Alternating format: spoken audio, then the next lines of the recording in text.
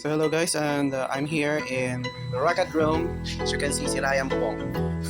So I'm gonna turn this into my in-house pond, crayfish pond. Okay, I don't know how you call it, crayfish aquarium inside the house or whatsoever, but decided to build it inside para safe yung ating crayfish. Safe sa magnanakaw at safe sa mga manok, baka tukain sila ng manok. At mga ibon, marami kasing predators sa labas. Okay, all of all sorts. So I'm gonna mix cement. So 1:7. Oo.